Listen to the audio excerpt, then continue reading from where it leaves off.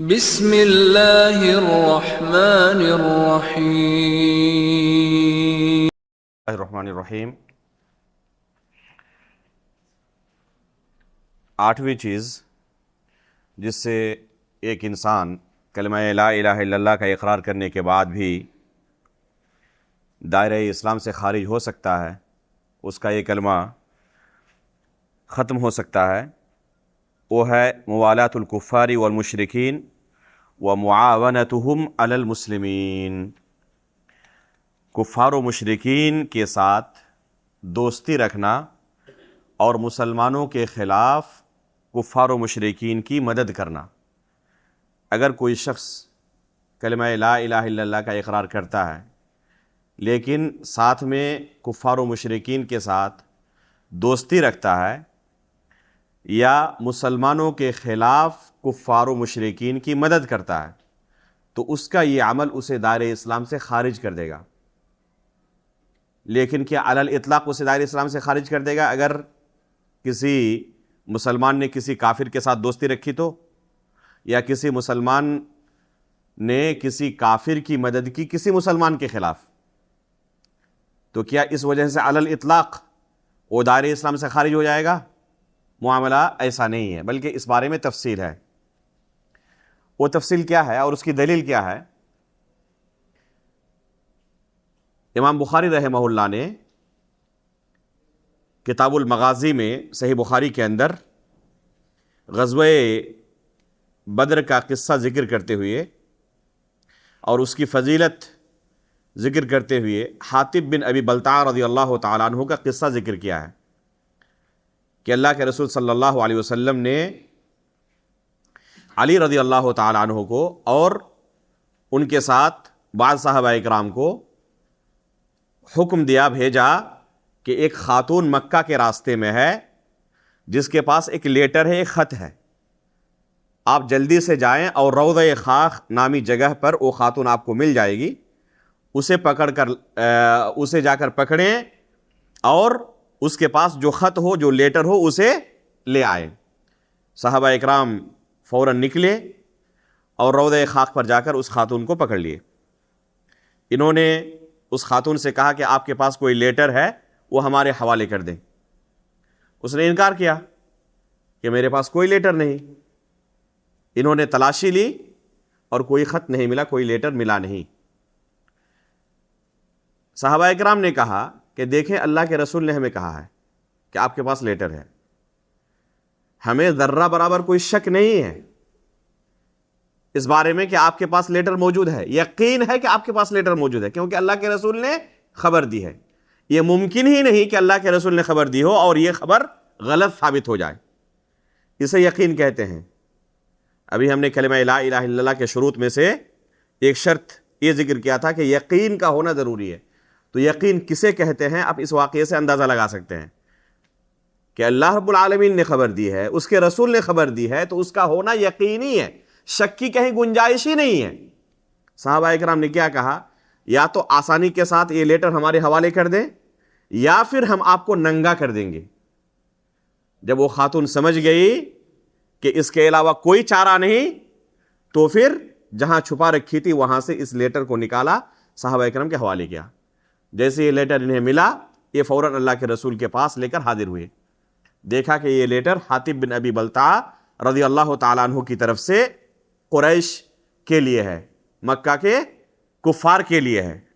اللہ کے رسول نے حاطب بن ابی بلتع رضی اللہ تعالیٰ عنہ کو بلایا اور پوچھا ما ھذا یا حاطب، یہ محل استدلال ہے۔ یہاں حاطب بن ابی بلتع رضی اللہ تعالیٰ عنہ مسلمانوں کے خلاف کفار کی مدد کر رہے ہیں۔ اس لیٹر میں کیا تھا؟ اللہ کے رسول صلی اللہ علیہ وسلم مکہ فتح کرنے کے لیے صحابہ اکرام کے درمیان جو مشورے کر رہے تھے کہ اس طرح ہم مکہ پر چڑھائی کریں گے، اور بہت ہی رازدارانہ طریقے سے یہ مشورہ اللہ کے رسول اپنے صحابہ کے ساتھ کر رہے تھے تاکہ کسی کو خبر ہماری اس مشن کی نہ لگے۔ لیکن حاطب بن ابی بلتع رضی اللہ تعالیٰ عنہ نے اس مشن کے بارے میں مکہ والوں کو خبر کر دیا کہ اللہ کے رسول اور صحابہ آپ پر اس طرح چڑھائی کرنے والے۔ جب یہ لیٹر حاطب بن ابی بلتع نے لکھا، اللہ کے رسول کے سامنے وہ پہنچا، تو اللہ کے رسول نے فوراً انہیں کافر نہیں کہا، انہیں مرتد نہیں کہا۔ اگر یہ عمل مجرد مرتد ہونے والا ہوتا، ایک شخص کو دائرہ اسلام سے خارج کرنے والا، کہ کسی نے کسی مسلمان کے خلاف کسی کافر کی مدد کی تو دائرہ اسلام سے خارج ہو جائے گا۔ اگر مطلقاً یہ دائرہ اسلام سے خارج کرنے والا عمل ہوتا تو اللہ کے رسول حاتب بن ابی بلتع سے سوال نہیں کرتے، ما ھذا یا حاتب۔ اللہ کے رسول کا سوال کرنا اس بات کی دلیل ہے کہ یہ علی الاطلاق دائرہ اسلام سے خارج کرنے والا عمل نہیں ہے۔ جواب میں کیا کہا حاتب بن ابی بلتع رضی اللہ تعالیٰ عنہ نے؟ کہ اللہ کے رسول میرے معاملے میں جلد بازی نہ کریں، بات صرف اتنی سی ہے کہ میں مکہ میں رہتا تھا، حقیقت میں ان کے خاندان میں سے نہیں ہوں، میں قریشی نہیں ہوں، لیکن ان کے درمیان رہتا تھا۔ میرے جتنے رشتہ دار ہیں، گھر بار سب کچھ میں مکہ میں چھوڑ کر آیا ہوں۔ اب چڑھائی ہوگی تو باقی دوسرے جو صحابہ اکرام ہیں ان کے رشتہ دار ہیں وہاں پر، یہ سب کے سب قریشی ہیں، ان کے خاندان والے ہیں جو ان کی حفاظت کرنے والے ہیں، ان کے بال بچوں کی حفاظت کرنے والے ہیں، ان کے مال و متاع کی حفاظت کرنے والے ہیں، لیکن میرا اپنا ہے کوئی نہیں وہاں پر جو میرے مال و متاع کی حفاظت کرے، میرے بال بچوں کی حفاظت کرے۔ تو صرف میں نے یہ چاہا کہ تھوڑی سی مدد کر دی جائے قریش کی، جس مدد کے بدلے وہ میرے مال متاع کی، میرے سامان کی، میرے بچوں کی حفاظت کریں۔ بس اتنی سی بات ہے۔ مسلمانوں کے خلاف کفار کی مدد کرنا ہو، دین کے خلاف، اسلام کے خلاف کفر کی مدد کرنا ہو، یہ مقصد میرا نہیں تھا۔ عمر فاروق رضی اللہ تعالیٰ عنہ وہیں پر موجود ہیں اور ان کی غیرت ایمانی مشہور ہے۔ فوراً کہتے ہیں اللہ کے رسول آپ اجازت دیں اس منافق کی گردن مار دوں۔ اللہ کے رسول صلی اللہ علیہ وسلم کیا فرماتے ہیں؟ لعل اللہ اطلع علی اہل بدر فقال اعملوا ما شئتم فقد غفرت لکم، کہ اللہ رب العالمین نے اہل بدر کی طرف مخاطب ہوتے ہوئے کیا کہا کہ آج کے بعد جو مرضی آئے، جو چاہے کرو، میں نے تمہارے تمام گناہوں کو بخش دیا ہے۔ تو اللہ کے رسول صلی اللہ علیہ وسلم نے حاتب رضی اللہ تعالیٰ عنہ سے سوال کیا، اولاً یہ اس بات کی دلیل ہے کہ مطلقاً یہ عمل دائرہ اسلام سے خارج کرنے والا نہیں، اور دوسرا کہ اگر کسی سے ایسا کوئی گناہ سرزد ہو جائے کہ دنیاوی اغراض و مقاصد کے تحت وہ کسی مسلمان کے خلاف کافر کی مدد کرے تو یہ ایسا جرم ہے جس کے لیے مغفرت کی ضرورت ہے، یہ جرم ہے، یہ جائز نہیں ہے۔ اسی وجہ سے اللہ رب العالمین کا حوالہ دیتے ہوئے اللہ کے رسول نے کہا لعل اللہ اطلع علی اہل بدر فقال اعملوا ما شئتم فقد غفرت لکم۔ تو یہ اللہ رب العالمین کی طرف سے ان کے لیے خصوصیت تھی، خوشخبری تھی کہ یہ جو بھی گناہ کرے اللہ رب العالمین نے پہلے ہی ان کے گناہوں کو معاف کر دیا ہے، تو یہ بھی ان گناہوں میں سے ہے جن کے بارے میں اللہ رب العالمین نے پہلے ہی مغفرت کی بشارت انہیں سنا دی ہے، یعنی یہ ایسا جرم ہے جس کے لیے مغفرت کی ضرورت ہے۔ تو یہ حدیث ہمیں یہ بتاتی ہے کہ کفار کی مسلمانوں کے خلاف مدد کرنا علی الاطلاق کفر نہیں ہے۔ تو اس کی کئی صورتیں ہو سکتی ہیں۔ پہلی صورت ہے کہ مسلمانوں کے خلاف اگر کوئی شخص کفار کی مدد کرتا ہے، کس وجہ سے؟ ان کے کفر کی وجہ سے۔ اگر کوئی شخص کفار کی مدد کرتا ہے کفر کے غلبے کی وجہ سے، تاکہ کفر غالب آ جائے اسلام پر، اس نیت سے اگر کفار کی کوئی مدد کرے تو دائرہ اسلام سے کیا ہو جائے گا؟ خارج ہو جائے گا۔ دوسری صورت ہے کہ مسلمانوں کے خلاف کفار کی کوئی مدد کرے لیکن دین کی وجہ سے نہیں، دنیاوی اغراض و مقاصد کے تحت، جیسے کہ حاتب بن ابی بلتع رضی اللہ تعالیٰ عنہ کا معاملہ تھا، دین کی وجہ سے نہیں تھا، دنیاوی منفعت کچھ چاہتے تھے قریش سے تاکہ یہ منفعت انہیں حاصل ہو جائے، تو یہ گناہ کبیرہ ہے، دائرہ اسلام سے خارج کرنے والا عمل نہیں ہے اگر دنیاوی اغراض و مقاصد کے تحت کوئی مسلمانوں کے خلاف کفار کی مدد کرے تو۔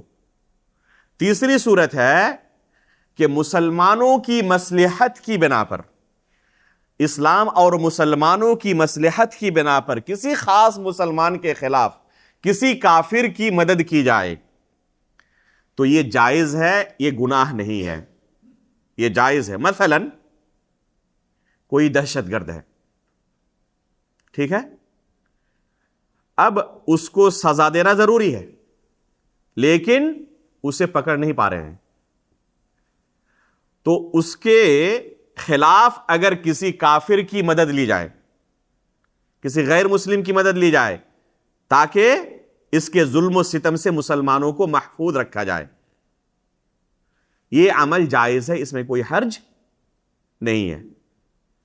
اگر کسی غیر مسلم ملک سے یا کسی ایسے ملک میں کوئی رہ رہا ہو جس میں مسلمان بھی رہ رہا ہے اور کفار بھی رہ رہے ہیں, تو کسی کافر سے اگر کوئی مدد لے کسی ایسے مجرم کو پکڑنے کے لیے جو معاشرے کے اندر, سماج کے اندر فتنہ و فساد پھیلا رہا ہے, کوئی چور ہے, اس کو پکڑنے کے لیے, تو یہ جائز ہے, اس میں کوئی حرج نہیں ہے, کیونکہ اس میں اسلام اور مسلمانوں کی مصلحت ہے, نہ اس میں ان کے دین کی وجہ سے ان کی مدد کی جا رہی ہے اور نہ دنیاوی اغراض و مقاصد کے تحت, بلکہ مسلمانوں کی مصلحت کے لیے مدد لی جا رہی ہے, تو اس میں کوئی حرج نہیں ہے. تو یہ 3 صورتیں ہوتی ہیں. یہ ہوا مسلمانوں کے خلاف کفار کی مدد کرنا. اور ایک مسئلہ ہے موالات الکفار والمشرکین, کفار و مشرکین کے ساتھ دوستی کرنا. تو کفار و مشرکین کے ساتھ دوستی کرنا یہ بھی اسلام سے خارج کرنے والا عمل ہے. کفار اور مشرکین سے دوستی کرنا یہ بھی اسلام سے خارج کرنے والا عمل ہے. لیکن کیا علی الاطلاق اگر کسی کافر کے ساتھ کسی کی دوستی ہو, کسی مشرک کے ساتھ کسی کی دوستی ہو, تو کیا علی الاطلاق اسے دائرہ اسلام سے خارج کر دے گا؟ نہیں, اس میں بھی تفصیل ہے, اس میں بھی تفصیل ہے. پہلی صورت ہے کہ اگر کوئی شخص کسی کافر سے اس کے دین کی وجہ سے محبت کرے, اس کے کفر کی وجہ سے محبت کرے, تو اس وجہ سے وہ دار اسلام سے خارج ہو جائے گا. کسی غیر مسلم سے, کسی کافر سے اس کے کفر کی وجہ سے محبت اگر کوئی مسلمان کرے تو یہ محبت اسے دائرہ اسلام سے خارج کر دے گی. دوسری صورت ہے کہ کوئی شخص کسی کافر سے طبعی محبت کرے. مثلا ایک شخص ہے جس کے والدین کافر ہیں, کسی کا بیٹا کافر ہے, وہ بھی پہلے غیر مسلم تھا, اس نے اسلام قبول کیا, تمام رشتہ دار کیا ہے ابھی تک غیر مسلم ہے.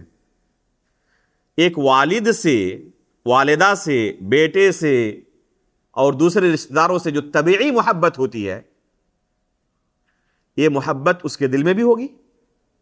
اس محبت پر انسان کا کنٹرول نہیں ہے, اس محبت پر انسان کا کنٹرول نہیں ہے.